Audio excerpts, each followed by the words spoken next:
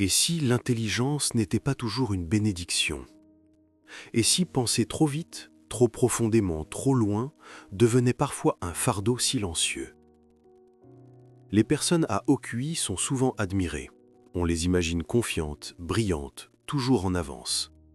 Mais ce que l'on dit moins, c'est qu'un haut niveau d'intelligence peut aussi isoler, fatiguer mentalement et créer des luttes invisibles. Aujourd'hui, sur Boost ta vie, on va plonger dans la psychologie profonde des personnes à haut QI. Voici 8 difficultés réelles, souvent méconnues, que seules ces personnes vivent au quotidien. Et reste bien jusqu'à la fin, parce que la dernière difficulté est celle dont personne ne parle, mais qui touche presque tous les esprits brillants. 1. Trop penser tout le temps. Un esprit à haut QI ne s'arrête jamais. Il analyse, anticipe, compare, remet tout en question. Ce qu'on appelle souvent réfléchir, chez eux devient du surmenage mental. Chaque décision, même la plus simple, peut se transformer en labyrinthe intérieur. Psychologiquement, cela mène à de l'anxiété, des troubles du sommeil, une difficulté à vivre le moment présent. Penser beaucoup n'est pas toujours penser mieux. 2. Se sentir différent depuis l'enfance.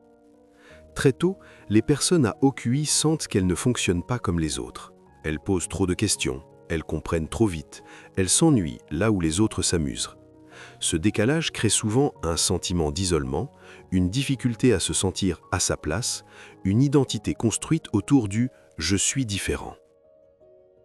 Et quand on grandit avec ce sentiment, il laisse des traces profondes. 3.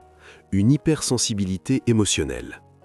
Un haut QI est souvent lié à une forte sensibilité émotionnelle. Ces personnes ressentent tout plus intensément, les injustices, les émotions des autres, les tensions invisibles. Leur empathie est profonde mais épuisante. Elles absorbent les émotions comme des éponges, sans toujours savoir comment s'en protéger. Résultat, fatigue émotionnelle, retrait social, besoin fréquent de solitude. 4. Des relations sociales compliquées. Les discussions superficielles les fatiguent. Les conversations sans profondeur les frustrent. Elles cherchent du sens, là où beaucoup cherchent juste du divertissement. Cela peut créer un sentiment de solitude, même entouré, des relations limitées mais très profondes, une difficulté à connecter avec la majorité. Elles ne sont pas antisociales, elles sont juste sélectives. 5. Un perfectionnisme paralysant. Les personnes à haut QI voient le potentiel maximal d'un projet, mais aussi tous ses défauts possibles.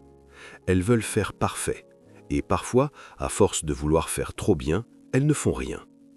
Psychologiquement, ce perfectionnisme peut mener à de la procrastination, à la peur de l'échec, à une insatisfaction chronique. Quand l'exigence devient trop haute, elle bloque l'action. 6. Une crise de sens fréquente. Un esprit très intelligent cherche toujours à comprendre. Pourquoi je fais ça? Quel est le sens de ma vie? À quoi tout cela sert-il vraiment? Cette quête permanente de sens peut conduire à des phases existentielles profondes, à une démotivation subite, à un sentiment de vide malgré la réussite. Avoir tout compris trop tôt peut parfois enlever la magie. 7. Une difficulté à se satisfaire. La médiocrité dérange profondément les esprits brillants. Ils voient ce qui pourrait être amélioré partout, dans le travail, dans la société, dans les relations. Mais vivre dans un monde imparfait quand on perçoit tout ce qui cloche est mentalement lourd. Cela peut créer frustration, guerre intérieure, cynisme. 8. Se sentir seul, même en silence. La difficulté la plus profonde, c'est la solitude intérieure. Même entourées, même aimées, les personnes à haut QI peuvent se sentir incomprises. Pas parce qu'elles sont supérieures, mais parce qu'elles pensent autrement. Et cette solitude, quand elle n'est pas comprise, peut devenir un poids silencieux. Si cette vidéo t'a parlé, sache une chose importante.